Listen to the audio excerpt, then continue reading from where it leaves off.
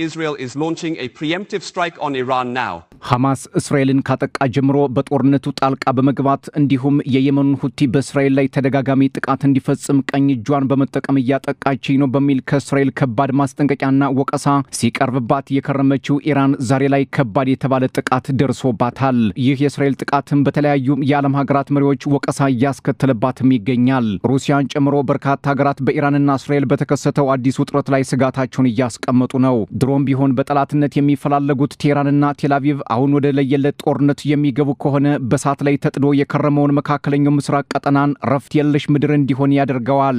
ባለፈው ዓመት ወደ 300 ሰው አልባ አውሮፕላን በእስራኤል ላይ ያዘነበችው ኢራን ዛሬ ላይ ታላላቅ አመራሮቿን ጨምሮ የኒውክሌር ጣቢያዎችንና የጦር መሪዎቿን በእስራኤል ተነጥቃለች። ከአሜሪካ ጋር በኒውክሌር ጉዳይ ከሮም እስከ ሙስካት ውዝግብ ውስጥ የቆየችው ቴህራን ከእስራኤል ጋር ወደ ሙሉ ጦርነት እንዳትገባም ከወዲሁ ስጋት ጋርጧል ሲሉ የፖለቲካ ተንታኞች እየተናገሩ ነው። ከባይደን እስከ ትራምፕ አስተዳደር ድረስ እስራኤል ኢራንን እንደምታጠቃቅድ እንደነበራት በተደጋጋሚ ሲነገር መቆየቱም የሚዘነጋ አይደለም። ዛሬ ላይ በኢራን ላይ የደረሰውን ጥቃት የኢራኑ ሁለንተናዊ መሪ አያቶላህ አሊ ኻሜኒ አረጋግጠው ጽዮናውያኑ ለዚህ ድርጊታቸው ከባድ የተባለም የመልስ ምት ይጠብቃቸዋል ሲሉ አስጠንቅቀዋል። እስራኤል ለህልውናዬ ስጋት ናት በምትላት ኢራን ላይ ጥቃት ማድረሷን እንደምትቀጥልም ከመግለጽ አልቦዘነችም። የእስራኤሉ ጠቅላይ ሚኒስትር ቤንያሚን ኔታንያሁ በኢራን ላይ የተሳካ ዘመቻ ማድረጋቸውንም ተናግረዋል። ኢራን አሜሪካ በጀርባ ሆና ጥቃት አድርሳብኛለች ስትል ሞቅሳለች።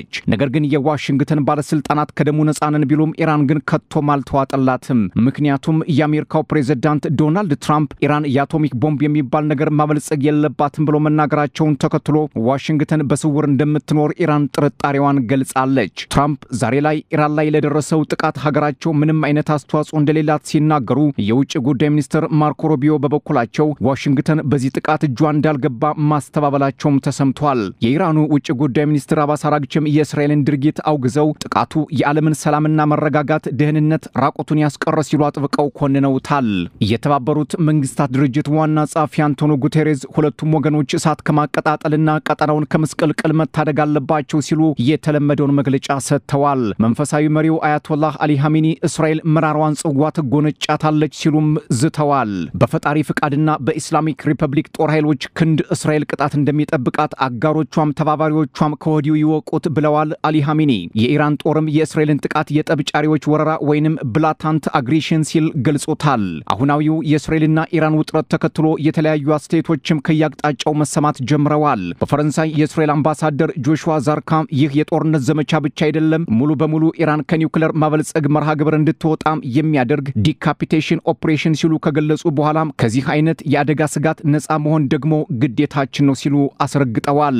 የእንግሊዙ ጠቅላይ ሚኒስትር ኬር ስታርመር ጥቃቱ እጅግ አሳሳቢና ሁላችንም ጉዳያችን ልናደርገው የሚገባ ነው፣ ሁለቱም ወገኖች በቀጠናው ላይ ውጥረት ከማባባስ መቆጠብ አለባቸው ሲሉ ተደምጠዋል። አክለውም በመካከለኛው ምስራቅ ምድር ሰላምና መረጋጋት እንዲሰፍን ድርሻችንን እናበረክታለን ብለዋል ኬር ስታርመር። ኬር ስታርመር ከዚህ በፊት እስራኤል በጋዛ የዘር ማጥፋት ወንጀል ፈጽማለች ሲሉ መክሰሳቸውም የሚዘነጋ አይደለም። የኦማን ባለስልጣናትም ስድስተኛውን የአሜሪካና ኢራን ኒውክሌር ድርድር የፊታችን እሁድ በሙስካት ለማድረግ ዝግጅት እያደረጉ ባሉበት ሰዓት ጥቃቱ መፈጸሙ አግባብ አለመሆኑን ገልጸው የተባበሩት መንግስታት ድርጅት ቻርተርን የሚጥስና ጠብጫሪ ባህሪ የታየበት እንዲሁም ቀጠናውን ይበልጥ ውጥረት ውስጥ የሚከት ሲሉ የእስራኤልን ጥቃት አውግዘውታል። ሌላው የዛሬውን ጥቃት ካወገዙት ሀገራት መካከል ሳውዲ አረቢያም ትገኝበታለች። እስራኤል በወንድም የኢራን ህዝብ ላይ ያደረሰችው ጥቃት ጠብጫሪ ወረራ ሉዓላዊነትን የሚዳፈር ከዓለም አቀፍ ህግ ያፈነገጠ ሰላምን የሚጻረር ተቀባይነት የሌለው ስትል ሪያድ ጥቃቱን ኮንነዋለች። የእንግሊዝ ውጭ ጉዳይ ሚኒስትር ዴቪድ ላሜ በበኩላቸው የእስራኤል ጥቃት አደገኛ እንቅስቃሴ ነው ሲሉ ካወገዙ በኋላ በቀጠናው ላይ ሰላም እንዳይወርድ የሚያደርግ ነው በሚል ተችተውታል። የአየርላንድ ጠቅላይ ሚኒስትር ሲሞን ሃሪስ እስራኤል በኢራን ላይ የፈጸመችው ጥቃት እንዳሳሰባቸው ገልጸው በቀጠናው ላይ አዲስ ውጥረት እንዳይባባስ ዓለም አቀፉ ማህበረሰብ ጣልቃ መግባት አለበት ብለዋል። የፈረንሳይ ውጭ ጉዳይ ሚኒስትር ጂኒዮል ባሮትና የጀርመኑ ቻንስለር ፍሬድሪክ ሜርዝ የእስራኤል ጥቃት ቀጠናውን ወደ ለየለት ትርምስ የሚወስድና መረጋጋትን የሚያጠፋ ሲሉ አሁን ላይ የተፈጠረውን የቴልአቪቭ ቴልአቪቭና ቴህራንን ውጥረት አውግዘውታል። የጀርመኑ ሜርዝ ኔታንያሁ በጠዋት ደውለው በኢራን ላይ ያደረጉትን ጥቃት እንደነገሯቸውም ከመናገር አልሸሸጉም። የቤልጅየም ስፔንና ፊንላንድ ባለስልጣናትም የእስራኤልና ኢራንን ውጥረት በቀጠናው ላይ የተቀሰረ አስፈሪ ሰይፍ ሲሉ መግለጫ አውጥተዋል። የኢራን ጠንካራ አጋር እንደሆነች የሚነገርላት ሩሲያን በውጭ ጉዳይ ሚኒስቴር መስሪያ ቤት በኩል እስራኤል በኢራን ላይ ያደረሰችው ጥቃት በጽኑ እንደምታወግዝ አስታውቃለች። እስራኤል ሉዓላዊ በሆነችው ኢራን የኒውክሌር ጣቢያዎችና አመራሮች ላይ ያደረሰችው ጥቃት ዓለም አቀፍ ሰላምን የሚያናጋ ነው ስትል ሞስኮ ድርጊቱን ተቃውመዋለች። የሞስኮ መግለጫ እንደሚለው በሁለቱ ወገኖች መካከል ውጥረት ለማርገብ የብዛ ሀገራት ተሳትፎ እንዲኖር እንቅስቃሴ እየተደረገ ባለበት ሰዓት እስራኤል ሆን ብላ የፈጸመችው ድርጊት ዋጋ ሊያስከፍላት እንደሚችል መረዳት ይኖርባታል። ክሬምሊን አክሎም ኢራን የኒውክሌር ኃይልን ለሰላም እንዳትጠቀም እንቅፋት የሚፈጥር ነው ብሎታል። ወታደራዊ ትንኮሳ መካከለኛው ምስራቅን እንደማይታደገው ሞስኮ በተደጋጋሚ ስትናገር ቆይታለች ሲል አክሎ አስታውቋል። ሞስኮ የእስራኤልን ጥቃት እሳት ያዘለ አዝማሚያ ስትልም አጥብቃ ተችተዋለች ነው የተባለው።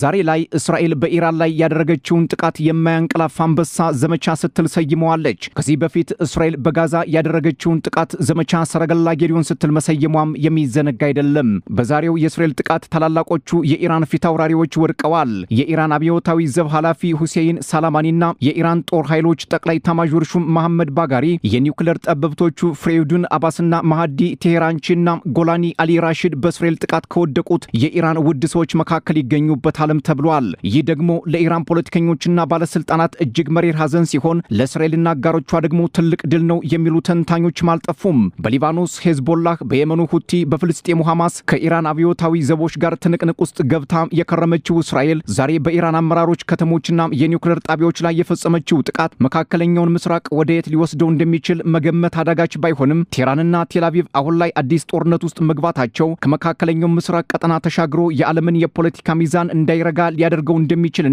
ወደ ዓለም አቀፋዊ ጦርነት እንዳይዛመት ከወዲሁ ስጋት መኖሩን የፖለቲካ ተንታኞች ከመናገር አልተቆጠቡም።